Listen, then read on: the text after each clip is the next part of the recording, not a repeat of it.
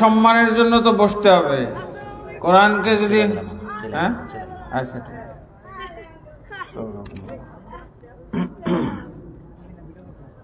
আপনারা আমাকে কেউ চিনেন নাকি? হ্যাঁ হাই হাই, তাই আগের পরিচয় দিই। আমার আগে নামের পরিচয় তো আপনারা পেয়েছেন, শেখ আকরামুজ্জামান বিন আব্দুল সালাম। আর একটা কামের পরিচয় আছে আপনাদের এলাকায়। এখানে একটা যে এতিমখানা ছিল, এখন র্যাব ট্রেনিং সেন্টার, এটা আমি কুয়েত থেকে এই ফান্ডটা নিয়ে এসেছিলাম।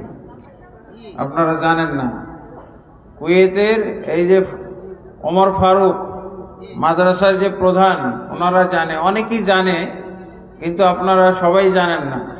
তো এই ফান্ডটার আমি আমার চাকরি কুরবানি দিয়ে এই ফান্ডটা আমাকে শর্ত দিয়েছিল যে এই ফান্ডটা তোমাকে দিব, এরকম বড় একটা প্রতিষ্ঠানের ফান্ড, কিন্তু তোমার এই কুয়েতের চাকরি বাদ দিয়ে বাংলাদেশ যাইতে হবে। মোটামুটি আমাকে যে হিসাবটা দিয়েছিল 10 কোটি টাকা বাংলাদেশ পাবে, 10 কোটি টাকার একটা প্রজেক্ট পাবে তুমি যদি বাংলাদেশ থেকে বাংলাদেশে যাও, চাকরিটা ইস্তফা দিয়ে বাংলাদেশে যাও। আমি চিন্তা করলাম যে আমার দাম কত আর আমার চাকরিরই দাম কত বলেন। 2000 এটা 1996 ঘটনা, 95-96 ঘটনা। তখন 10 কোটি টাকার দাম কত? হ্যাঁ, 100 কোটি টাকা এখনকার, তাই না? তা আমি চিন্তা করলাম যে আমার কয় টাকার চাকরি, বাংলাদেশ যদি আমার এই চাকরির বিনিময়ে এত টাকা পায়, হ্যাঁ, এত বড় একটা প্রজেক্ট পায়, আর আমাকে বলল তোমার এখানেই চাকরি, প্রতিষ্ঠান বানায় নিয়ে তুমি ওখানে চাকরি করবা, তোমার বেতনও আল্লাহ বরকত দিবে। তা আমি রাজি হয়ে গেলাম। তারপরে নিজের টাকা খরচ করে ভিসা ক্যান্সেল করেছি, চাকরি ইস্তফা দিয়েছি, ভিসা ক্যান্সেল করে তারপরে এই ফান্ডটা আপনাদের এখানে এসেছে। আলহামদুলিল্লাহ। তো আমি যে এইভাবে ত্যাগ করলাম, এই ত্যাগের বিনিময়ে তারা আমাকে বলল যে তোমার এই এতিমখানার চাকরি না, তোমার চাকরিটা আরো বড় হেড অফিসে তোমার বিভাগীয় প্রধান করে দিলাম তোমাকে। বিভাগীয় প্রধান মানে বাংলাদেশে যত মাদ্রাসা করবে, শুধু এইটা না, সমস্ত মাদ্রাসার প্রধান বানিয়ে দিল আমাকে ওনার। ওই সংস্থা, ওনার নামটা মনে আছে, সাইনবোর্ডে কেউ পড়েছিলেন না? সাইনবোর্ডে নাম রাখা ছিল আরবি ভাষায় জামইয়াত ইহইয়াত তুরাস আল ইসলামী, আর কি revival of Islamic heritage society. আপনারা জানতেন, মুখে মুখে জানতেন ট্রাস্ট, কিন্তু সাইনবোর্ডে ছিল না। সাইনবোর্ডে কিন্তু ট্রাস্ট কথা লেখা ছিল না কোথাও, কিন্তু মুখে মুখে এত প্রচার ছিল যে এটা ট্রাস্টের প্রতিষ্ঠান, কিন্তু সাইনবোর্ডে কোথাও দেখেননি। সাইনবোর্ডে যেটা ছিল সেটা হলো revival of Islamic heritage society. আলহামদুলিল্লাহ, আপনাদের এলাকাকে আমি মহব্বত করেছি, অথচ আপনারা আমাকে চিনেন না, আমিও আপনাদেরকে সবাইকে চিনি না। তবে ওমর ফারুককে আমি অনেক দিন যাবৎ চিনি, এবং সে আমাকে দিয়ে মাহফিল করাইছে। হ্যাঁ, মাহফিল এর আগেও করেছি, কিন্তু নাম্বার হারিয়ে ফেলেছে।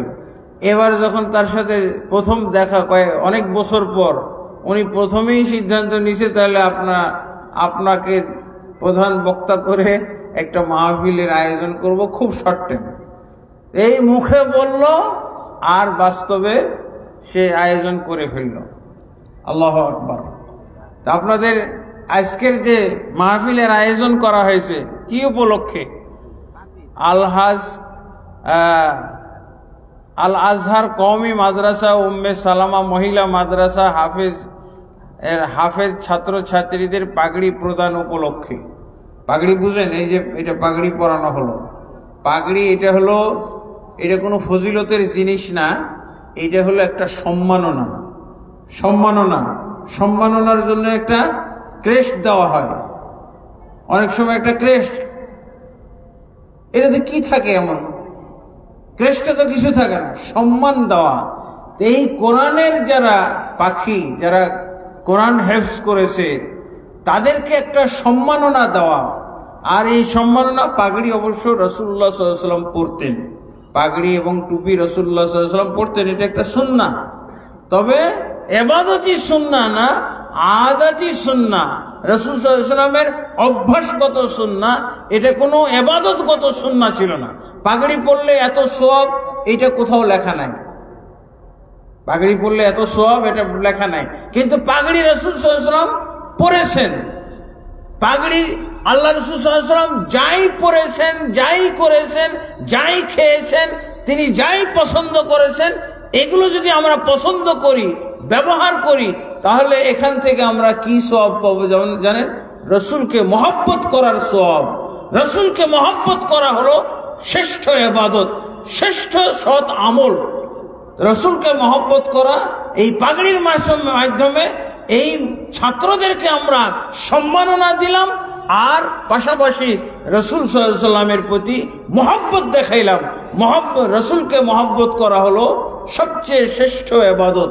আল্লাহ তাবারক ওয়া তাআলা রাসূলুল্লাহ সাল্লাল্লাহু আলাইহি ওয়াসাল্লামের মহব্বতের সাথে আল্লাহর মহব্বতকে জড়িয়ে দিয়েছেন। যারা আল্লাহকে মহব্বত করতে চায়, তারা যেন রাসূলকে মহব্বত করে। রাসূল সাল্লাল্লাহু আলাইহি ওয়াসাল্লামের মহব্বত ছাড়া, আল্লাহর মহব্বত ছাড়া মহব্বত সম্ভব নয়। আর আল্লাহর যদি মহব্বত আমরা অর্জন না করতে পারি, তাহলে আমরা আল্লাহর জান্নাত পাবো? আল্লাহ কি আমাদের প্রতি সন্তুষ্ট হবেন? আল্লাহ তাবারক ওয়া তাআলা কি আমাদেরকে আপন করে নেবেন কিয়ামতের দিন, যে নিয়ামতে ভরপুর জান্নাত আমাদেরকে দান করবেন? অবশ্যই এটা মহব্বতের প্রতীক। রাসূল সাল্লাল্লাহু আলাইহি ওয়াসাল্লামকে আপনারা মহব্বত করেন না? রাসূল সাল্লাল্লাহু আলাইহি ওয়াসাল্লামকে মহব্বত করতে হলে অবশ্যই দলিল ভিত্তিক মহব্বত হইতে হবে। এই যে একটা পাগড়ি, রাসূল সাল্লাল্লাহু আলাইহি ওয়াসাল্লাম পাগড়ি পরেছেন, রাসূলের মহব্বতে আমরাও পাগড়িকে মহব্বত করে, দেখেন কোরআন মুখস্থ করেছে, তাদেরকে আমরা সেই সম্মাননা দিলাম, যেই সম্মাননা রাসূলুল্লাহ সাল্লাল্লাহু আলাইহি ওয়াসাল্লামের জন্য ছিল। রাসূলুল্লাহ সাল্লাল্লাহু আলাইহি ওয়াসাল্লাম যেই পাগড়ি ব্যবহার করেছেন, সেই পাগড়ির সম্মাননা তাদেরকে আমরা দিয়েছি। আল্লাহু আকবার। আল্লাহ তাবারক ওয়া তাআলা আমাদেরকে যেন এই মাহফিলের মাধ্যমে কবুল করেন।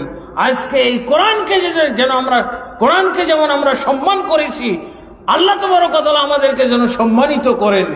কোরআনকে যেমন আমরা সম্মান দিয়েছি, আল্লাহ তাবারক ওয়া তাআলা এই কোরআনের মাধ্যমে যেন আমাদের এই দুনিয়াবি জীবন যাপনকে সুন্দর এবং স্বাচ্ছন্দ্যময় করে দেন এবং বরকতময় করেন, এবং আখিরাতে এই কোরআনের মাধ্যমে যেন আল্লাহ আমাদেরকে জান্নাত দান করেন। আল্লাহুম্মা আমিন। বন্ধুগণ, তাহলে যেহেতু আজকে কোরআনেরই একটা মাহফিল, তো কোরআন বিষয়ে আলোচনা করা যাক নাকি? হ্যাঁ, তো আমি আল্লাহর ওমর ইবনে খাত্তাব রাদিয়াল্লাহু থেকে বর্ণিত একটা হাদিস আপনাদের কাছে তুলে ধরব। ওমর ইবনে খাত্তাব রাদিয়াল্লাহু বলছেন, إن النبي عن عمر رضي الله عنه قال أن النبي صلى الله عليه وسلم قال إن الله يرفع بهذا الكتاب أقواما ويضع به آخرين رواه مسلم। আল্লাহ তাবারক ওয়া তাআলা বলছেন, এই যে কোরআন, যেই কোরআনের আজকে আমরা মাহফিল করেছি, এই কোরআনের গুণটা কি? এই কোরআনের গুণটা শোনা দরকার না? এই কোরআন দ্বারা আমরা কিভাবে উপকৃত হইতে পারি, কি কোরআনের মাধ্যমে আমরা ফায়দা কল্যাণ পাইতে পারি, এটা একটু শুনবেন না? কেন আমরা কোরআনকে সম্মান করলাম, কেন আমরা কোরআনকে সম্মান করে চলেছি, এইটা একটু শুনবেন আপনারা। একটা হাদিস আপনাদের সামনে বলি। ওমর ইবনে খাত্তাব রাদিয়াল্লাহু আনহু, তিনি দ্বিতীয় খলিফা, তিনি বলছেন, ইন্নাল্লাহা ইয়ারফাউ বিহাযাল কিতাব, আল্লাহ তাবারক ওয়া তাআলা এই কোরআনের মাধ্যমে অনেক জাতিকে উন্নতির উচ্চ শিখরে পৌঁছে দেন। অনেক জাতি মানে অনেক মুসলিম জাতিকে, অনেক দেশকে, অনেক ভূখণ্ডকে আল্লাহ তাবারক ওয়া তাআলা মর্যাদার, সম্মানের এবং বিভিন্ন দিক থেকে সম্মানের উচ্চ শিখরে আল্লাহ পৌঁছে দেন। আমরা কি পৌঁছতে পেরেছি? তো আল্লাহ বলছেন ওয়ায়াদাউ বিহি আখারিন, এবং এই কোরআনের মাধ্যমে আল্লাহ তাবারক ওয়া তাআলা অনেক জাতিকে অধঃপতনের অতল তলে আল্লাহ পৌঁছে দেন, অধঃপতনের অতল তলে ধ্বংস প্রাপ্ত করে দেন, তাদেরকে বিভিন্ন ধরনের বিপদ আপদের মধ্যে নিক্ষিপ্ত করেন। আল্লাহু আকবার। তাহলে এই কোরআনের মাধ্যমে আল্লাহ কি করেন? মানব জাতিকে সম্মানিত করেন। আমরা কি সম্মানিত মনে করেন আপনারা? হ্যাঁ, আমরা সম্মানিত। আল্লাহু আকবার। এই কোরআন দ্বারা কখন আমরা সম্মানিত হব, এইটা আবার রাসূলুল্লাহ সাল্লাল্লাহু আলাইহি ওয়াসাল্লাম বলছেন। কোরআনের শুধু তেলাওয়াত করার মাধ্যমে না, কোরআন শুধু মুখস্থ করে না, এর মাধ্যমে শুধু সম্মানিত হব না, বরং আল্লাহ তাবারক ওয়া তাআলা, আল্লাহ রাসূল সাল্লাল্লাহু আলাইহি ওয়াসাল্লামের আরেকটা হাদিস পাওয়া যায়, ইবনে মাজার মধ্যে হাদিসটা এসেছে। রাসূলুল্লাহ সাল্লাল্লাহু আলাইহি ওয়াসাল্লাম বলছেন, কি বলছেন? ওয়ামা লাম তাহকুম আইম্মাতুহুম বিকিতাবিল্লাহি ওয়া ইয়াতাখায়্যারু মিম্মা আনজালাল্লাহ ইল্লা জাআলাল্লাহু বা'সাম বাইনাহুম। যারা এই কোরআনকে পড়বে, কোরআনকে অর্থসহ জানবে, কোরআনের ব্যাখ্যা বিশ্লেষণ বুঝবে, কোরআনের নির্দেশনা বুঝবে, কোরআনের নিয়ম কানুনগুলো বুঝবে এবং কোরআনের আদেশ নিষেধগুলো বুঝবে, কোরআনের বিধিবিধানগুলো বুঝবে এবং পালন করবে, আল্লাহ তাবারক ওয়া তাআলা তাদেরকে কি করবেন? এই দুনিয়ায় সম্মানিত করবেন, তাদের মর্যাদা বাড়িয়ে দিবেন। এখন আমরা আপনাদের কাছে প্রশ্ন রাখব, আচ্ছা আমাদের বাংলাদেশে মুসলমানদের সম্মান বেশি নাকি কাফেরদের সম্মান বেশি? বলেন না, বুঝেননি আপনারা। আমাদের বাংলাদেশে কোরআনের মর্যাদা আমরা দিতে না পারার কারণে আমাদের সম্মান ইজ্জত কত লুণ্ঠিত হয়েছে, কত অধঃপতনে গেছে। একটা আমি হিসাব দিই আপনাদের, আপনারা যদি চাইলে আমার ভুল ধরতে পারেন। হ্যাঁ, আমাদের বাংলাদেশে মুসলিম সংখ্যা কত পার্সেন্ট মুসলমান বলবেন? 90% মুসলমান। আর কে কি জানেন বলেন তো, কত পার্সেন্ট মুসলমান? 90%। আর একটা হিসাব আছে 93% মুসলমান। আল্লাহ মুসলমানদেরকে কি বলছেন? কোরআন দ্বারা তাদেরকে আমরা সম্মানিত করব, কোরআন দ্বারা আমরা তাদের মর্যাদা উঁচু করে দেব। এখন দেখেন, আমাদের এই যে 93% মুসলমানের দেশে আমরা কোরআন না বুঝার কারণে শাসন করতেছে কারা? 7% বা 10% কাফের। এই আপনারা বুঝেছেন না কথাটা? আমাদের দেশে কি কোরআনের শাসন কায়েম আছে? এখন বুঝতে পেরেছেন? কোরআনের শাসন, কোরআনের মাধ্যমে আল্লাহ সম্মান উঁচু করবেন, মর্যাদা উঁচু করবেন, শান্তি দান করবেন। আমাদের সমাজে শৃঙ্খলা, শান্তি প্রতিষ্ঠিত হবে এই কোরআনের মাধ্যমে। ইসলাম আমরা শান্তির ধর্ম বলি না? এই শান্তির ধর্মটা কোথায় পাওয়া যাবে? এই শান্তির ধর্মের ঠিকানা কোথায়? কোরআন। কোরআন হলো শান্তির ধর্মের ঠিকানা, ইসলামের ঠিকানা হলো কোরআন। এই কোরআনকে যদি আমরা কোরআনকে যদি আমরা বুঝি, কোরআনকে যদি আমরা বাস্তবায়ন করি, তাহলে বলেন তো এই যে 90 এবং 93% মুসলমান আজকে ক্ষমতায় যাওয়ার জন্য চেষ্টা করতেছে না? দলে দলে আমরা চেষ্টা করতেছি।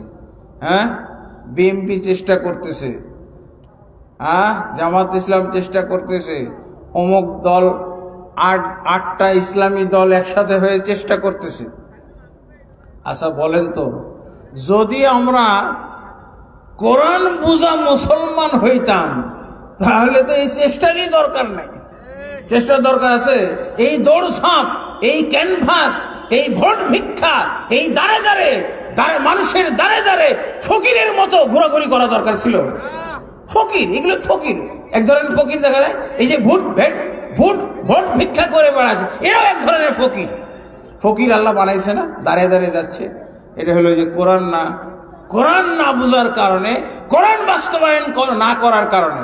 কোরআন যদি আপনি কোরআন যদি বুঝেন, কি পড়লাম হাদিসে তখন যাবত, আল্লাহর রাসূল সাল্লাল্লাহু আলাইহি ওয়াসাল্লাম বলছেন, তোমরা যদি কোরআনকে বুঝো, এই আল্লাহর বাণীকে যদি তোমরা বাস্তবায়ন করো, আল্লাহ তোমাদের সম্মান বাড়িয়ে দিবেন। আল্লাহ তোমাদের ভোট ভিক্ষা করার দরকার নাই। রাসূল সাল্লাল্লাহু আলাইহি ওয়াসাল্লাম কারো কাছে ভোট চাইছিলেন? আবু বকর রাদিয়াল্লাহু আনহু কারো কাছে ভোট চাইছিলেন? কিন্তু রাসূলুল্লাহ সাল্লাল্লাহু আলাইহি ওয়াসাল্লাম এই বাংলাদেশের মতো এই ছোট্ট একটি ভূখণ্ড পরিচালনা করেছিলেন, প্রেসিডেন্ট ছিলেন। মক্কা মদিনার মতো জায়গা মাত্র আল্লাহ রাসূল সাল্লাল্লাহু আলাইহি ওয়াসাল্লাম 13 বছর খালি কোরআন বুঝাইছেন, মাত্র 13 বছর। 13 বছর পরে আল্লাহ রাসূল সাল্লাল্লাহু আলাইহি ওয়াসাল্লাম দেখছেন যে একটা চেয়ার তার জন্য সাজানো আছে, খালি যায় বসছেন। আল্লাহু আকবার। এই কোরআনের মধ্যে কি আছে? কোরআনের মধ্যে আল্লাহকে উঁচু করার, আল্লাহকে মর্যাদা দেওয়ার, আল্লাহকে সম্মান করার যাবতীয় ব্যবস্থা আছে। এই জন্য আল্লাহকে যারা কোরআন পড়ে তারা আল্লাহকে সবচেয়ে বেশি সম্মান দান করে, তারা আল্লাহকে সবচেয়ে বেশি মর্যাদা দান করে, তারা আল্লাহকে সবচেয়ে বেশি মূল্যায়ন করে। আল্লাহ তো বলছেন ইহুদি নাসারাদের বদনাম করেছেন, ওয়ামা কদরুল্লাহ হাক্কা কদরিহি, এই ইহুদি খ্রিস্টানেরা আল্লাহর যথাযোগ্য মর্যাদা দেয় নাই। এখন মুসলমানদের ব্যাপারও এই একই অভিযোগ, মুসলমানরা আল্লাহকে যথাযোগ্য মর্যাদা দিচ্ছে না। রাসূল সাল্লাল্লাহু আলাইহি ওয়াসাল্লাম বলছেন, এই কোরআনের মাধ্যমে মুসলমানদেরকে আমি কি করব? সম্মানিত করব, মর্যাদা উঁচু করে দেব, তাদেরকে ক্ষমতা দান করব, তাদেরকে রাজত্ব দান করব, তাদেরকে আধিপত্য দান করব। এটা আল্লাহ কি? এবং এই কোরআনের ব্যাপারে এটা বিশ্বাস করার নাম কি? ঈমান। ঈমান ঈমান মানে বিশ্বাস না? কোরআনের মাধ্যমে যে আল্লাহ এটা করবেন, এইটা বিশ্বাস করার নাম হলো ঈমান। আপনি কিসের ঈমান? আপনি যে দাবি করতেছেন ঈমান, তো কিসের ঈমান? ভোটের ঈমান, ভিক্ষার ঈমান, দাঁড়ে দাঁড়ে মানুষের কাছে যাওয়া। এই যে আমাকে লজ্জা লাগে। আসলে ইসলামের দাওয়াত, কোরআনের দাওয়াতটা এরকম ছিল। মুসআব বিন উমাইর রাদিয়াল্লাহু আনহু মদিনায় আসার পর আল্লাহ রাসূল সাল্লাল্লাহু আলাইহি ওয়াসাল্লাম তাকে মদিনায় পাঠিয়ে দিলেন। মদিনায় যাওয়ার পর মুসআব বিন উমাইর রাদিয়াল্লাহু আনহু, একটা কোরআন নাই, কোরআনের আজকে মাহফিল, একটা কোরআন দেন না। মুসআব বিন উমাইর রাদিয়াল্লাহু আনহু এই কোরআন নিয়ে মদিনার ঘরে ঘরে গেছেন। যেমন ভাবে আজকে এই ভোট ভিক্ষার জন্য এই নরধম মুসলমান মানুষের দাঁড়ে দাঁড়ে ফকিরের মতো যাচ্ছে, মুসআব বিন উমাইর রাদিয়াল্লাহু আনহু এই কোরআনটা, যেহেতু কোরআন এই দাবি করেছে যে এই কোরআনকে যারা বুঝবে, এই কোরআন তাদেরকে সমুন্নত করে দিবে, উঁচু করে দিবে, তাদের মর্যাদা বাড়িয়ে দিবে, তাদেরকে আধিপত্য দান করবে, তাদেরকে রাজত্ব দান করবে, তাদেরকে শাসন ক্ষমতা দান করবে এই কোরআন। কিন্তু আমরা আমাদের এই যে 90 এবং 93% মুসলমানকে শাসন করে কি দিয়ে? একটা নাপাক কিতাব, নাপাক, জঘন্য নাপাক, তার মধ্যে কুফরিতে ভর্তি, তার মধ্যে শিরকে ভর্তি, তার মধ্যে অন্যায় অনাচারে ভর্তি, তার মধ্যে নাপাক সব জিনিস ভর্তি হয়ে আছে কোরআনের মধ্যে। কোরআনের প্রতিটা অক্ষর পাক, পবিত্র, তাই না? পবিত্র কোরআন বলি না? আর যেই সংসদে মানব রচিত বিধান, মানব রচিত বিধান। আমরা 90-93% মুসলমানকে কি করে শাসন করা হচ্ছে আল্লাহর কিতাব দিয়ে, মানব রচিত বিধান। মানব রচিত বিধানে কতগুলো মূর্খ লোক কোরআন বুঝে না, হাদিস বুঝে না, আল্লাহ চিনে না, রসুল চিনে না। আরে মূর্খ! মমতাজের মতো, মমতাজ একটা মহিলা না, ফাঁসেকা মহিলা, ফাঁসেক ফাজের একটা মহিলা, সেও বসে যে সংসদে গিয়ে বলে নিয়ম কানুন বানায়।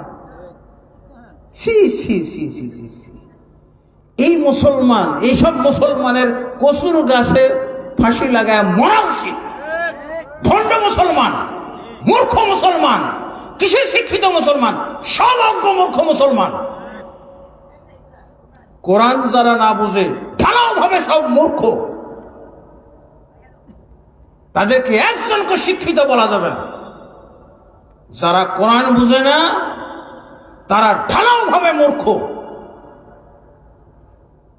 তার মানে অধিকাংশ মানুষের সংখ্যাগরিষ্ঠ ভোট পেয়ে যারা মানব রচিত বিধান দ্বারা এই মুসলমানদেরকে, এই দেশকে, এই মুসলিম অধ্যুষিত দেশকে শাসন করে, সব মূর্খের দল, সব ছাগল পাগলের দল।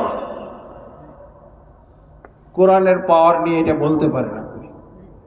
কোরআনই কেবল হলো জ্ঞানের গ্রন্থ। কোরআন কিসের গ্রন্থ? জ্ঞানের গ্রন্থ। আর ওই মানব রচিত ওই যে সংবিধানের গ্রন্থ, ওইটা কি আল্লাহর গ্রন্থ বলা যাবে? ইবলিসের গ্রন্থ, শয়তানের গ্রন্থ এগুলো। এখানে আল্লাহর কথা নাই, এখানে রসুলের কথা নাই। তাহলে দেখেন মুসলমানদের কি আমরা ইজ্জতের সাথে আছি? আমরা যে বেইজ্জতির সাথে আছি এটাও বুঝতাম না, আজকে প্রথম বুঝলাম মাহফিলে আসার কারণে। আরে মমতাজের মতো আরো কত অশিক্ষিত মূর্খ কোরআনের একটা আয়াত পড়তে পারে না, হাদিস পড়তে পারে না, দোয়া পড়তে পারে না, অথচ তারা সংসদে বসে আইন বানায়।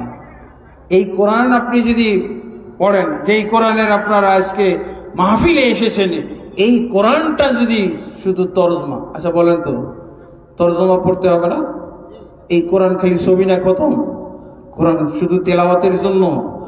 কোরআন শুধু তাবিজ, এই যে হুজুর, ইমাম সাহেব, খতিব সাহেব, হুজুরাই বসে বসে তাবিজ লিখবে, এই জন্য কোরআন নাজিল হয়েছে? হুজুররা খালি কোরআন খতম দিয়ে দাওয়াত খাবে, এই জন্য কোরআন নাজিল হয়েছে? যে সমস্ত হুজুর কোরআন খতম দিয়ে দাওয়াত খায় এরা হলো হারামখোর হুজুর, এরা হলো সব হারামখোর হুজুর।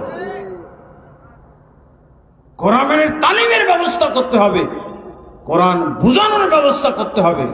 আমরা আজকে যে হাদিস শুনলাম, আল্লাহু আকবার, আল্লাহ রাসূল সাল্লাল্লাহু আলাইহি ওয়াসাল্লাম বলছেন, ইন্না হাযাল কোরআন ইয়ারফাউ বিহি আকওয়ামান, এই কোরআন অনেক মানুষকে সমুন্নত জাতি, উন্নত জাতি, দামি জাতিতে পরিণত করেছে। আল্লাহু আকবার। রাসূলুল্লাহ সাল্লাল্লাহু আলাইহি ওয়াসাল্লাম ওমর ইবনে খাত্তাব রাদিয়াল্লাহু আনহু যখন বাইতুল মাকদেসে যাচ্ছেন, তখন ওই যে আপনারা ঘটনাটা জানেন, ওইটা শুধু আমি একটু সংযোগ দিব। ওমর ইবনে খাত্তাব রাদিয়াল্লাহু আনহু উট নিয়ে যাচ্ছেন, তার চাকরের সাথে চুক্তি হয়েছে পালাক্রমে উটে উঠবে, ওমর ইবনে খাত্তাব উটে উঠবেন আর চাকর টানবে। আর কিছুক্ষণ যাওয়ার পর, 10 মাইল 20 মাইল যাওয়ার পর চাকর উঠে উঠবে, ওমর উট টানবে। ওমর ইবনে খাত্তাব বাইতুল মুকদ্দাস, ফিলিস্তিন মুসলমানরা দখল করে ফেলেছে। এখন এই বাইতুল মুকদ্দাসের এই মসজিদুল আকসার চাবিটা খ্রিস্টানেরা বলছে আমরা ওমরের হাতে দেব। আমরা সারেন্ডার করলাম, কিন্তু চাবিটা আমরা খলিফা ওমরের হাতে দেব, এইটা আমাদের মনের স্বাদ, আশা। তো সেনাপতি ওবাইদা ইবনুল জাররাহ উনি বলছে, আচ্ছা ঠিক আছে, তোমাদের এই আশাটা পূর্ণ করব। কে পূর্ণ করতে চায় না বলেন তো? যখন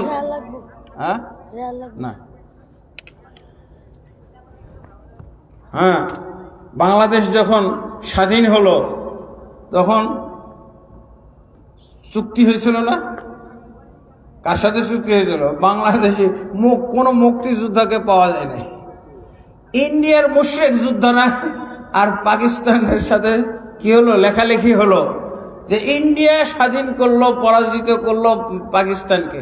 এটা একটা অন্যায় কথাবার্তা, ফালতু কথাবার্তা। স্বাধীনতাকে বিক্রি করে দিয়েছি সেই দিনে আমরা, ইন্ডিয়ার হাতে বিক্রি করেছি। তো এরা এই ফিলিস্তিনের খ্রিস্টানরা যখন পরাজিত হলো ওমরের বাহিনীর কাছে, ওমরের বাহিনীর সেনাপতির নাম কি ছিল? উবাইদা ইবনুল জাররাহ। তার কাছে তারা আবেদন করলো যে আমরা তো যুদ্ধে পরাজিত হইলাম, আপনাদের কাছে স্যারেন্ডার করলাম, কিন্তু আমরা এই মসজিদুল আকসার চাবিটা স্বয়ং ওমরের হাতে দিতে চাই, খলিফা ওমর। আর সেই খলিফা ওমর মদিনার থেকে রওনা দিছে চাকর নিয়ে। একটা চাকরের পালা পড়ছে কোথায়? যখন মসজিদুল আকসার কাছাকাছি, ওই সময় চাকরের পিঠে উঠার পালা পড়ছে, আর ওমর রশি ধরে টানতেছে। ওমর রশি ধরে টানি টানি নিয়ে দিয়েছে, আর চাকরটা উটের পিঠে উঠে গেছে। এখন সেনাপতিতে বলছে আমাদের খলিফা মদিনা থেকে রওনা দিচ্ছেন, আসছেন, এই কাছাকাছি এসে গেছেন। কাছাকাছি আসছে শুনে সব খ্রিস্টানের নেতৃস্থানীয়রা সব বের হয়ে আসছে ওমর ইবনে খাত্তাবকে ইস্তেকবাল করার জন্য, স্বাগতম জানানোর জন্য। তাকে রিসিভ করবে আনন্দের সাথে। এখন দেখতেছে উবাইদা ইবনুল জাররাহ তো চিনে ফেলছে। খ্রিস্টানেরা তো মনে করতেছে উটের পিঠে আছে, এটাই হলো খলিফা ওমর। আর সেনাপতি উবাইদা ইবনুল জাররাহ দেখছে, হাই সর্বনাশ, কি অবস্থা, কি এটা দৃশ্য! আরে চাকর কেন পিঠে, উটের পিঠে, আর ওমর কেন রশি টানতেছে? সেনাপতি উবাইদা ইবনুল জাররাহ তাড়াতাড়ি এগিয়ে গেলেন, দ্রুত গতিতে এগিয়ে গেলেন। ওমর ইবনে খাত্তাবকে বললেন, ওমর, আপনি এই কাজটা করবেন না, আপনি তাড়াতাড়ি পিঠে উঠেন, ওকে নামান। বলছে ওর পালা চুক্তি মোতাবেক ওর পালা এখন উঠে থাকা, আর আমি উঠ টানবো। এটা হলো ফয়সালা। মুসলমানের কথা তো এরকম হইতে পারে না। মুসলমানের কথা এইটা হলো এক, মুসলমানদের কথা কখনো দুই রকম হইতে পারে না। আমি তার সাথে চুক্তিবদ্ধ। সে যেমন রক্ত মাংসের, আমিও সেরকম রক্ত মাংসের। তারও ক্লান্তির ব্যাপার আছে, তারও রেস্টের দরকার আছে। সে চাকর হয়েছে বলে কি সে তার কোনো রক্ত মাংস নাই? আমি ওমরের মতোই তার রক্ত মাংস, সেও ক্লান্ত হইতে পারে, তারও দুইটা পা, আমারও দুইটা পা, আমার যেমন শরীর রক্ত, তারও ওরকম। তার এটা ইনসাফ, ওমরের ইনসাফ। আমি এই ইনসাফ থেকে কোনোভাবেই আমি পিছপা হব না। এই ইনসাফপূর্ণ আচরণ থেকে আমি কখনো সরে যাব না। তখন উবাইদা ইবনুল জাররাহ কি বলছেন? এটা আমাদের মান সম্মানের ব্যাপার খলিফা, আমাদের অসম্মান হয়ে যাচ্ছে। কি বললেন ওমর ইবনে খাত্তাব? কঠিন ধমক দিলেন উবাইদা ইবনুল জাররাহ সেই সেনাপতিকে, এই আবু উবাইদা, তুমি ভুলে গেছো আমরা আরব জাতি কত নিম্ন জাতি ছিলাম, পৃথিবীতে সবচেয়ে নিম্ন জাতি ছিলাম আমরা। এই কোরআন আমাদেরকে এত সম্মানিত করেছে, এই কোরআনের কারণে আজকে মসজিদুল আকসা বিজয়ী হয়েছে। এই কাফেররা এই হক নষ্ট করে আমরা সম্মানিত হয়েছি? কখনো না। তারপর একটা বক্তব্য দিলেন, এই বক্তব্যটা সবার মুখস্থ করে যাবেন।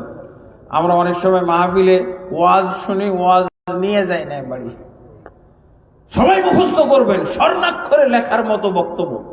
কি বললেন ওমর ইবনে খাত্তাব? নাহনু কওমুন আ'আজ্জানাল্লাহু কুন্না আযিল্লা। আমরা এমন একটা জাতি, আমাদের কোনো সম্মান ছিল না, আমরা অসম্মানিত একটা জাতি ছিলাম। আরব জাতি, আরব জাতিকে কি বলা হয়? জাহেল, জাহিলি যুগের লোক না, জাহেল, বর্বর, অশিক্ষিত, মূর্খ, আমাদের পরিচয় এটা। কিন্তু এই ইসলাম, এই কোরআন আমাদেরকে সারা পৃথিবীর মধ্যে সম্মানিত করেছে। নাহনু কওমুন আ'যানাল্লাহু বিল ইসলাম, আমরা এমন জাতি, আমাদেরকে আল্লাহ ইসলামের মাধ্যমে, এই কোরআনের মাধ্যমে সম্মানিত করেছে।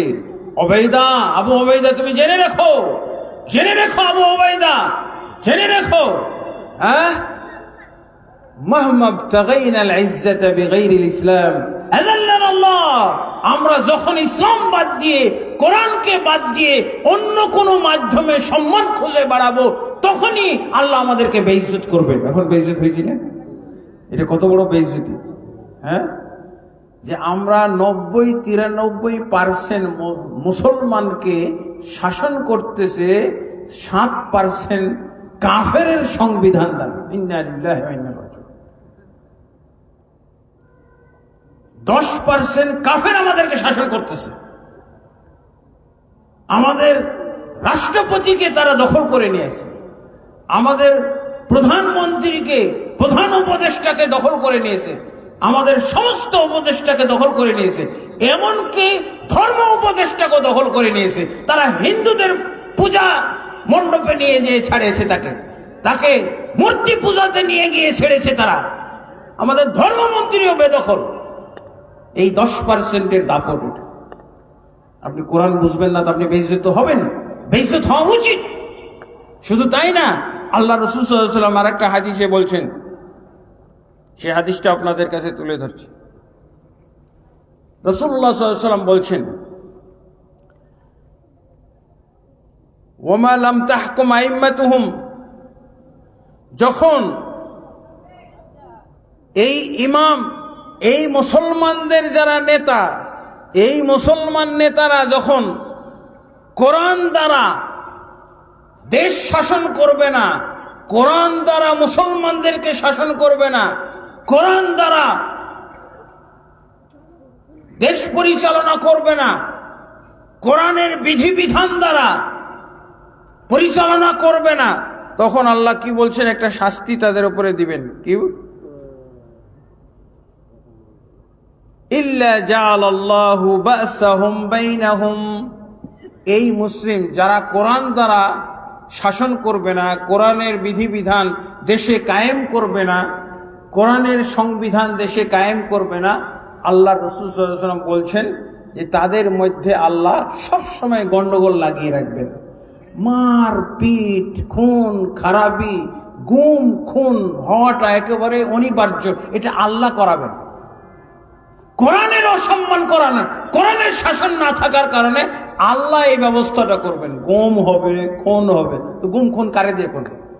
আল্লাহ রাসূল সাল্লাল্লাহু আলাইহি ওয়াসাল্লাম বলছেন একজন দ্বারা আর একজন, ভালো লোকগুলো, সবচেয়ে বেশি ভালো লোকগুলো খুন হচ্ছে, তাই না? এই লোকগুলো কোরআনের দৃষ্টিতে ভালো না? কোরআনের দৃষ্টিতে যত ভালো মানুষ পাওয়া যাবে এগুলোকে আগে হত্যা করা হবে। কারণ যত খারাপ মানুষ থাকবে ইবলিসের জন্য তত ভালো। যত খারাপ, যত ভালো মানুষ কমবে তত দেশে খুন খারাপি, তত দেশে আইন শৃঙ্খলা বিরোধী কাজ হবে, তত অশান্তি তৈরি হবে, তত মারামারি, হানাহানি, খুনাখুনি, গুম করা হবে। খারাপ মানুষের দরকার ইবলিসের জন্য। আর কোরআন, এটা আল্লাহর রাসূলুল্লাহ সাল্লাল্লাহু আলাইহি ওয়াসাল্লাম স্পষ্ট বলে দিয়েছেন, কোরআনের শাসন না থাকলে, তাহলে কোরআনের শাসন যদি না থাকে তাহলে কি হবে? একজন আর একজনকে হত্যা করবে। বাইরের লোক এসে মেরেছে, বাইরের লোকের দরকার নেই। এমনকি বিএমপিকে মারতেছে। যখন আওয়ামী লীগ ছিল, আওয়ামী লীগকে মারছে, আওয়ামী লীগ বিএমপিকে মারছে। এরা সবাই তো এই দেশের নাগরিক না, এই সবাই তো এই দেশের নাগরিক। কিন্তু আওয়ামী লীগের ভয়ে বিএনপি আতঙ্কিত, সন্ত্রস্ত, ভীত সন্ত্রস্ত ছিল। এখন আওয়ামী লীগ ভীত সন্ত্রস্ত, পালিয়ে বেড়াচ্ছে। অথচ এই দেশের, অথচ ওরাকে মিলিয়ে কিন্তু 90%। তো 90% তুমি মুসলমান, তো তোমার অবস্থা এরকম করো না। কিন্তু এত অজ্ঞ মূর্খ যে আমরা বুঝিও না যে কি কারণে এটা ঘটতেছে। এই হাদিস শোনেন, আজকের এই কোরআনের মাহফিল থেকে আপনি জেনে নেন আপনার কারণ কি, আপনার কেন ঘটছে। এসব বলে কোনো লাভ নাই।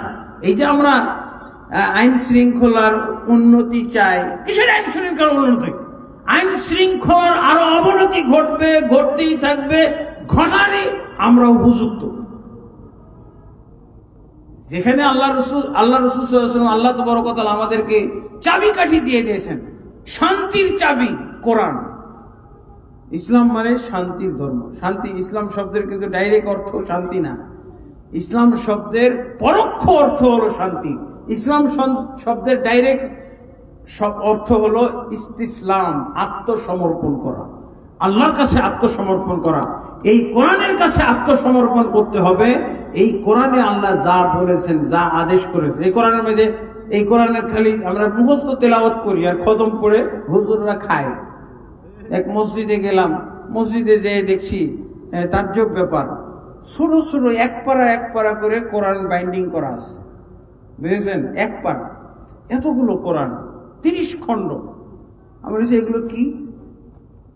এই কোরআনকে এরকম খণ্ড বিখণ্ড করা হলো কেন? বলছি এটা দাওয়াত খতমের সুবিধা থেকে, কোরআন খতম।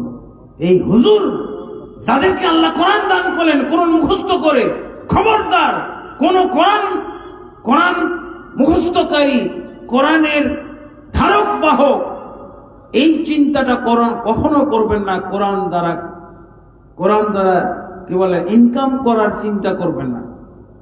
কোরআন পাঠ করে এইভাবে মানুষের কাছ থেকে ইনকাম করার চেষ্টা করবেন না। এটা হলো কোরআন বিক্রি করার অন্তর্ভুক্ত। কোরআন খতম করা হলো ব্যক্তিগত ইবাদত। যে ব্যক্তি পাঠ করবে সেই ব্যক্তি নেকি পাবে, যে ব্যক্তি শুনবে সেই ব্যক্তিও নেকি পাবে। যে ব্যক্তি কোরআনের সাথে সংশ্লিষ্ট কয়জন নেকি পায় জানেন? 1 নম্বর হলো যিনি নিজে কোরআনটা পড়তেছে, সে পাবে প্রতি অক্ষরে 1 নেকি। 1 থেকে 10 থেকে 700 পর্যন্ত আল্লাহ নেকি বৃদ্ধি করে দেন, 1 অক্ষরে, 1 হরফে। এইভাবে কোরআন পাঠকারী নেকি পাবে। আর আরেকটা হলো যিনি কোরআন শুনবেন, কোরআন তেলাওয়াত। এই জন্য নিয়ম হলো, যখন আপনার সামনে কোরআন তেলাওয়াত করা হয়, আপনার কানে যখন কোরআন তেলাওয়াত আসতেছে, তখন তেলাওয়াতের স্বর আসতেছে, তখন আপনি মনোযোগ সহকারে শুনবেন, কথাবার্তা বন্ধ করে দেওয়ার চেষ্টা করবেন। আর যদি আপনার কথাবার্তা বলা এত জরুরি হয়, তাহলে দরকার হলে কোরআনের সুইচটা অফ করে দিবেন। কিন্তু কোরআন চলবে অথচ আপনি গল্প গুজব করবেন, এটা কোরআনের বেইজ্জতি। যদি আপনি কোরআনকে বেইজ্জত করেন, আপনার বেইজ্জতি হবে। আমাদের বেইজ্জতি ধরতে পারতেছেন তো? শুধু কি বেইজ্জতি নাকি? বেইজ্জতি তো হালকা ব্যাপার। এখন আমরা খুনের শিকার, গুমের শিকার, আমরা বেইজ্জতির শিকার, কঠিন ব্যাপার। অথচ আল্লাহ আমাদেরকে সম্মানিত করে। ওমর কি বললেন? যে আবু ওবাইদা, এই কোরআন আমাদেরকে সম্মানিত করেছে। এই জন্য কোরআনটাকে কাফেরের দেশে নিয়ে যাওয়া নিষেধ, হারাম। কারণ যদি কাফেরের দেশে, কাফের সমাজে আপনি কোরআন নিয়ে যান, আর এই কোরআন যদি এই কোরআনকে যদি সে অসম্মান করে, এর দায় আপনার উপরে পড়বে। এই জন্য কাফের দেশে মুসলমানের থাকাও নিষেধ। কারণ যেহেতু মুসলমানের কাফের দেশে, কাফের সমাজে কোরআন নেওয়া নিষেধ, তাহলে মুসলমান থাকবে কি করে? মুসলমানের অস্তিত্বের সাথে সম্পর্কযুক্ত হলো এই কোরআন। কোরআন নাই, মুসলমানও নাই। কোরআন নিয়ে কাফের রাষ্ট্রে, আমাদের দেশে, আমাদের এই মুসলিম সমাজের মধ্যে কত নাস্তিক কোরআনের বেইজ্জতি করতেছে, কোরআনকে পাড়া দিতেছে। আমরা কি করতেছি? একটু হইচই করে শেষ, একটু হইচই করে চিল্লাপাল্লা করে মিটিং মিছিল করেই শেষ। অথচ কোরআনকে যারা এভাবে অসম্মান করবে, তার শাস্তি হলো মৃত্যুদণ্ড, তাকে হত্যা করে ফেলতে হবে। এটা রাষ্ট্রীয়ভাবে এই ব্যাপারে আইন, এ ব্যাপারে নিয়ম কানুন করতে হবে। কারণ রাসূলুল্লাহ সাল্লাল্লাহু আলাইহি ওয়াসাল্লাম বলছেন, যে ব্যক্তি কোরআনকে এভাবে অবমাননা করে, পদদলিত করে, কোরআনকে পোড়ায়, আল্লাহ রাসূল সাল্লাল্লাহু আলাইহি ওয়াসাল্লামের দৃষ্টিতে সে হলো মুরতাদ, এবং রাসূলুল্লাহ সাল্লাল্লাহু আলাইহি ওয়াসাল্লাম বলছেন মান বাদদালা দীনাহু ফাকতুলুহু, যে ব্যক্তি তার দ্বীনকে পরিবর্তন করে ফেলেছে। দ্বীন পরিবর্তন, আমাদের তো দ্বীনের মূল চাবিকাঠি হলো কোরআন। এই কোরআনকে যদি আপনি পদদলিত করলেন, আপনি মুসলমান নাম নিয়ে আব্দুর রহিম, আব্দুল করিম, নুরুল ইসলাম, মনিরুল ইসলাম, মুজাহিদুল ইসলাম যাই নাম ধারণ করেন কেন, আপনি যে এই কোরআনটাকে বেইজ্জত করেন, কোরআনকে পদদলিত করেন, কোরআনকে যদি পড়ান, তাহলে আপনি মুরতাদ, তাহলে মুরতাদ হয়ে যাবে। আর এই মুরতাদের আল্লাহ রাসূল সাল্লাল্লাহু আলাইহি ওয়াসাল্লাম বলছেন ফাকতুলুহু, যে ব্যক্তি মুরতাদ হয়ে গেছে তাকে হত্যা করে ফেলো, তাকে হত্যা করে ফেলো। ইবনে ওমর রাদিয়াল্লাহু আনহু এক খলিফার কাছে গেছেন, গিয়ে দেখছেন যে একটা লোককে খুব শক্ত করে বেঁধে রাখা হয়েছে, গাছের সাথে বেঁধে রাখা হয়েছে। তো নবী সাল্লাল্লাহু আলাইহি ওয়াসাল্লামের সাহাবী ইবনে ওমর দেখে খুব কষ্ট পাইলেন, সাথে সাথে রসুলের হাদিস তেলাওয়াত করে শোনাইলেন, রসুল সাল্লাল্লাহু আলাইহি ওয়াসাল্লামের হাদিস পাঠ করে শোনাইলেন। ইন্নাল্লাহা ইউআযযিবু মান ইউআযযিবুন নাস, যারা এই লোকটাকে বেঁধে রেখেছো তারা রসুলের হাদিস শোনো। যারা মানুষকে এভাবে শাস্তি দেয়, কষ্ট দেয়, তাদেরকে আল্লাহ কিয়ামতের দিন এইভাবেই শাস্তি দিবেন, কষ্ট দিবেন। অতএব আমি রসুলের সাহাবী আমি বলছি, আমি ইবনে ওমর আমার ঘোড়া থেকে নামবো না যতক্ষণ পর্যন্ত এই লোকটার বাঁধন খুলে না দেওয়া হবে। সাহাবীর কত মূল্য! আমরা কি কোনো সাহাবী দেখেছি? হ্যাঁ, সাহাবী দেখেননি? সাহাবী দেখাই দেব। রাসূল সাল্লাল্লাহু আলাইহি ওয়াসাল্লামের জাল হাদিসের খবর শুনছেন তো? জাল হাদিসের কথা যে বলে গেল, মাওলানা ইসমাইল হোসেন বক্তব্যে বলল না, জাল হাদিস। জাল হাদিস হলো মারাত্মক ব্যাপার। জাল হাদিস, যে রসুলের নামে হাদিস জাল করবে তার শাস্তি হলো মৃত্যুদণ্ড, এবং যে হাদিস রসুলের নামে হাদিস বানাবে বলবে তার শাস্তি হলো আখেরাতে জাহান্নাম রেস্ট্রি। যে নবীর নামে হাদিস বানাইলো, নবীর নামে হাদিস প্রচার করলো, বিশ্বাস করলো, সেই ব্যক্তি জাহান্নামে যেন তার ঘর বানিয়ে নিল, জায়গায় রেজিস্ট্রি করে ফেলল। জাল হাদিস কাকে বলা হয়? নবী বলেননি এমন হাদিসকে জাল বলা হয়। নবী কি, নবীর মুখ দিয়ে যা বের হয় সবই তো সহিহ হাদিস, কিন্তু নবী তো বলেইনি। হ্যাঁ, নবী তো কথাটাই বলেনি। যেমন আমি একটা আপনাদেরকে, অনেকে জাল হাদিস বুঝেন, আমাদের দেশের হুজুররাও কিন্তু জাল হাদিস বুঝে না। মুফতি সাহেব, মুহাদ্দিস সাহেব, পীর সাহেব, অথচ জাল হাদিস বুঝে না, যার জন্য তো জাল হাদিস বলে। পীর মানে তো আমরা মনে করি অনেক বড় আলেম, মুফতি মানে মনে করি অনেক বড় আলেম, কিন্তু জাল হাদিস বুঝে না দেখে দিব্যি জাল হাদিস বলে যাচ্ছে। লাউলা কালামা খালাকতুল আফলাক, হে মুহাম্মদ সাল্লাল্লাহু আলাইহি ওয়াসাল্লাম, আমি যদি আপনাকে সৃষ্টি না করতাম জগৎ সৃষ্টি করতাম না। নাউযুবিল্লাহ। জাল হাদিস, জাহান্নাম অনিবার্যকারী হাদিস, হত্যাযোগ্য হাদিস। তো রসুলের নামে যেমন হাদিস জাল হয়, সাহাবিও জাল আছে। জাল সাহাবি কেমন করে? এরকম অনেক জায়গায় ধরা পড়ছে জাল সাহাবি। কি বলছে? ওয়াজ করতে করতে নিজেই বলতেছে, আমি রসুলের সাথে খাইতে বসছিলাম, আমি রসুল সাল্লাল্লাহু আলাইহি ওয়াসাল্লামের সাথে অমুক জায়গায় গেলাম, আমি রসুলকে এটা বলতে শুনলাম। শ্রোতারা তাজ্জব হয়ে গেছে, এই আপনি রসুলকে দেখছেন মানে, রসুলের সাথে খাইছেন মানে, আপনার বয়স কত? 1600 বছর। 1600 বছর বললে সাহাবী প্রমাণিত হয় না? রাসূল সাল্লাল্লাহু আলাইহি ওয়াসাল্লাম মৃত্যু 1500 বছর হয়েছে, ও যদি বলে যে আমার বয়স 1600 বছর, হ্যাঁ, তাহলে কি হলো? এই যে জাল সাহাবী, বছর বয়স বাড়িয়ে দিয়ে জাল সাহাবি, সাহাবি জাল। হাদিস জাল শুনেছেন, কিন্তু সাহাবিও জাল শুনেছেন নাকি? এইভাবে সাহাবিও জাল আছে, বুঝেছেন? জাল সাহাবি, এটা জাল হাদিসের কিতাবে পাবেন। আল্লামা শৌকানী রহমতুল্লাহ আলাই জাল হাদিস এবং জাল সাহাবি দুটেই উল্লেখ করছেন। আমাদের দেশে আছে না, অনেকেই তো বাতেন, 60,000 বাতেন আছে। 60,000 বাতেন মানে কি? এমন সব আয়াত, এমন সব নিয়ম কানুন, এমন সব কথাবার্তা আল্লাহ থেকে যেটা রসুলও জানতেন না। মসজিদে নববীতে বসে বসে একজন মুহাদ্দিস হাদিস বর্ণনা করতেছেন, সবাই হাদিস শুনতেছে, হ্যাঁ, অথচ এক যুবক সে এই হাঁটু উঁচু করে, হাঁটুতে মাথা লাগিয়ে, কপাল লাগিয়ে বসে আছে। তাকে জিজ্ঞাসা করা হলো যে এই যে শেখ আব্দুল্লাহ হাদিস বর্ণনা করছেন, তুমি তার কাছ থেকে হাদিস শোনো না কেন? বলছে, আমি স্বয়ং আল্লাহর কাছ থেকে হাদিস শুনতেছি। কিসের আব্দুল্লাহর কাছে আমি হাদিস শুনবো? হ্যাঁ, নাউজুবিল্লাহ, সুবহানাল্লাহ। এরকম সাহাবী ও জাল আছে।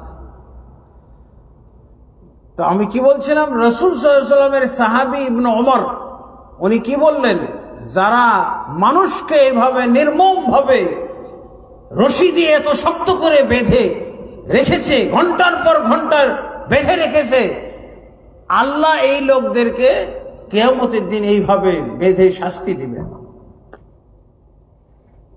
আমি এই লোকটা বন্ধন মুক্ত না করলে, এই লোকটার রশি খুলে না দিলে, আমি আল্লাহ রসুলের সাহাবী ঘোড়া থেকে নামবো না, আমি এখনই রিটার্ন চলে যাব।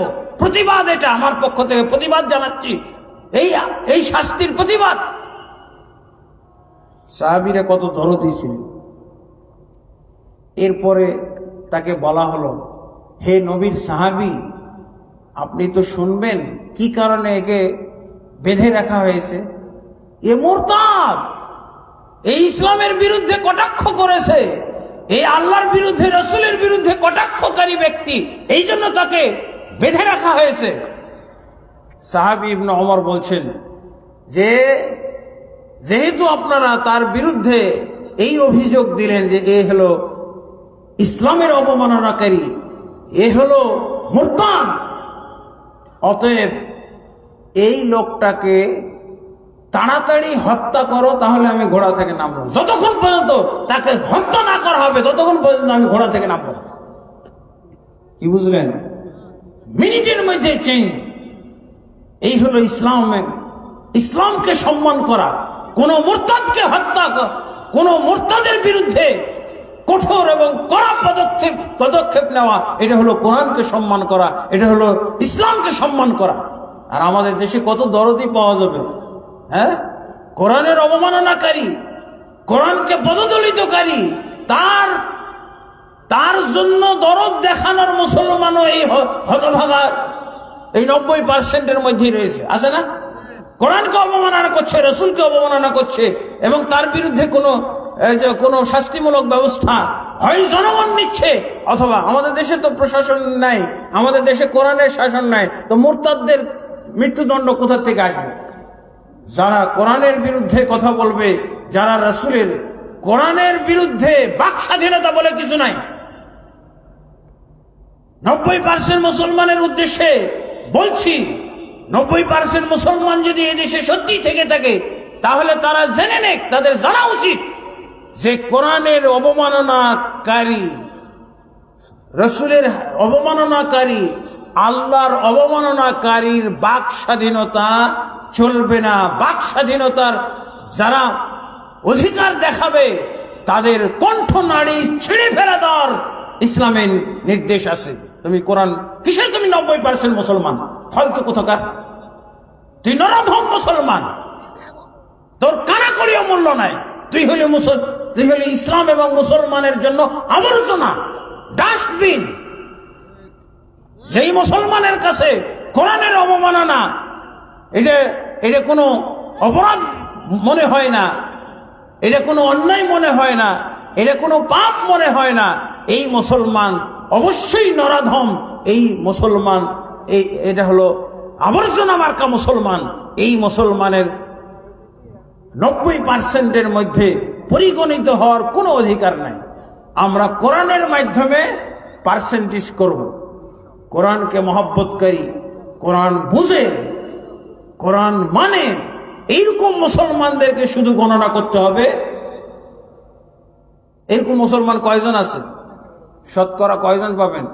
1%ও নাই, 1%ও নাই। এই মুসলমানদের 90% মুসলমানদের ভিতরে এরকম নরাধম নেতাও পাওয়া যায়। সে নেতা 90% মুসলমানের নাকি নেতা, সে বলছে আমরা শরিয়া আইন মানি না, না শরিয়া আইনে বিশ্বাসী নয়। আচ্ছা বলেন তো কোনটা বেশি মারাত্মক অপরাধমূলক কথা? শরিয়া আইন মানি না এইটা বেশি, না শরিয়া আইন বিশ্বাস করি না? শরিয়া আইন বিশ্বাস করি না এইটা বললে বিন্দু পার্সেন্টও তার কাছে ইসলাম থাকে না, সে মুরতাদ। 90% মুসলমানের উচিত একে শাস্তি দেওয়া। আছে এরকম মুসলমান? সে ব্যক্তি কখনো নেতা হইতে পারে না। যদি সে বলতো আমি কি শরিয়া আইন মানি না, তারপরও একটু হালকা হইতো, বিশ্বাসই করে না। অনেক সময় বিশ্বাস করে কিন্তু মানে না, পারে না, এই জন্য মানে না, তাই না? মানতে পারি না, কিন্তু বিশ্বাসটা থাকতে হবে। বিশ্বাস না থাকলে ইসলামের আর ইটাও তার কাছে থাকে না, অজ্ঞতার কারণে। আমরা আমাদের বাংলাদেশের যারা সেরা শিক্ষিত প্রথম সারির নেতা, কোরআন দ্বারা তাদের জ্ঞান যাচাই করতে গেলে কি পাওয়া যাবে? একেবারে 100% মূর্খ, 100% মূর্খ। এই 90% মুসলিমের দেশে 100% কোরআন বিষয়ে মূর্খ, অজ্ঞ। এটা কি এই দেশের জন্য অবমাননা না? এই দেশের জন্য বেইজ্জতি না? এই 90% মুসলমানের জন্য বেইজ্জতি না? আল্লাহ তাবারক ওয়া তাআলা এদেরকে প্লে গ্রুপ থেকে ইসলাম সম্পর্কে জানার মন মানসিকতা তৈরি করে দেবে। কিসের ফালতু কথা বল? কিসের আপনি পিএইচডি ডিগ্রি দাঁড়ান? কিসের আপনি নেতা? আপনার কানা করিও মূল্য নাই যদি আপনি কোরআন না বুঝেন। কানা করিও মূল্য নাই, আমার কাছে নাই অন্তত। আমি তাকে 1% মূল্য দিতে চাই না। আমি জানি কোরআনের মাধ্যমে আল্লাহ মর্যাদা দান করেন মুসলমানদেরকে, আর কোরআনের মাধ্যমে আল্লাহ অধঃপতনে নিয়ে যান। আমরা তো অধঃপতনের মধ্যে আছি, ইন্ডিয়ার গোলামি করতেছি। আরে সরকার না হয় করতেছিল, নির্বাচিত সরকার, এখন অনির্বাচিত লোকেরাও ইন্ডিয়া হিন্দুদের গোলামি করে, এই মূর্তি পূজকদের গোলামি করে। যারা মূর্তি পূজা করে ওদের ব্রেন বলে কিচ্ছু নাই, 100% তারাও কি অজ্ঞ, নির্বোধ। যারা মূর্তি পূজা করে 100% নির্বোধ, তাদের আমরা গোলামি করছি। এখনো গোলামি করার চাবিকাঠি আসে নাই, এখন এলোপাথারি ভাবে গোলামি করে যাচ্ছে। নাউজুবিল্লাহ। এই যে ছেলেটাকে মেরে ফেলা হলো, এই কথাগুলো বলার জন্য আল্লাহ তাবারক ওয়া তাআলা আমাদেরকে বুঝার তৌফিক দান করুন। আসলে আজকে কোরআনের এই মাহফিলে এই কথাগুলো বলা দরকার ছিল। এই কথাগুলো আমাদের মুখস্থ করে নিয়ে যেতে হবে। তাহলে আল্লাহ এই মুসলমানদেরকে কিসের মাধ্যমে উন্নত করেছেন? রাসূল সাল্লাল্লাহু আলাইহি ওয়াসাল্লাম উন্নত জাতি। উন্নত কোন দিক দিয়ে? আপনি কোন দিক দিয়ে উন্নতি চান? সব দিক দিয়ে। 313 জনে 1000 কাফেরকে পরাজিত করছে। 313 জনে 1000 কাফেরকে পরাজিত করলো না? এটা কি সম্মানের ব্যাপার না? এটা শক্তির ব্যাপার না? এটা শক্তির ব্যাপার। আল্লাহ শক্তি দান করবেন, এই কোরআনওয়ালাদের শক্তি। এটা কোরআনওয়ালাদেরকে এই শক্তি আল্লাহ দান করেছেন। উহুদের যুদ্ধে 3000-এর বিরুদ্ধে 700 জন বিজয় লাভ করেছে। আল্লাহু আকবার। এই কোরআনের মাধ্যমে আপনি কি চান?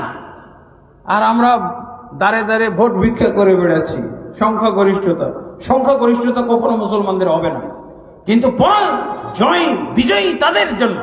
আল্লাহ তাদের জন্য বিজয় রেখেছেন।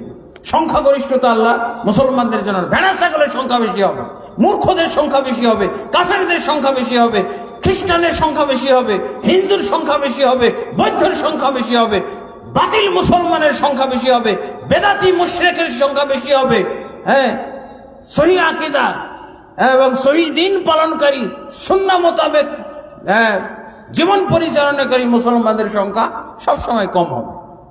কিসের আপনি সংখ্যাগরিষ্ঠতা নিয়ে আসতেছেন? আপনি কোরআন দ্বারা বিজয়ী হওয়ার চেষ্টা করেন, কোরআন দ্বারা আপনি সম্মানিত হওয়ার চেষ্টা করেন, কোরআন দ্বারা আপনাকে আল্লাহ সম্মান দিবেন। আল্লাহর চাইতে বড় কিছু আছে? এই যে আজান দিতেছেন বারবার প্রতি ওয়াক্তে আল্লাহু আকবার, একামতের মধ্যে আল্লাহু আকবার, আল্লাহ সবচেয়ে বড়, আর আপনি হিন্দুকে সবচেয়ে বড়, তাদের মূর্তিকে সবচেয়ে বড় মনে করে বসে আছেন, হ্যাঁ, তাদের পায়ে পড়ে থাকতেছেন। কি আল্লাহ যদি বড় হয় তাহলে সেই আল্লাহকে ধরো, সেই আল্লাহর শরণাপন্ন হও, সেই আল্লাহর শক্তি নিয়ে সেই আল্লাহর পক্ষ থেকে বিজয়ী তুমি কামনা করো, যেমন ভাবে মুসলমানরা অতীতে করেছে। আলহামদুলিল্লাহ, আজও সেই আল্লাহ আছে না? না মারা গেছে? হ্যাঁ, সে আল্লাহ কি মারা গেছে নাকি? আল্লাহ কি বলছেন? ওয়া কানা হাক্কান আলাইনা নাসরুল মুমিনিন।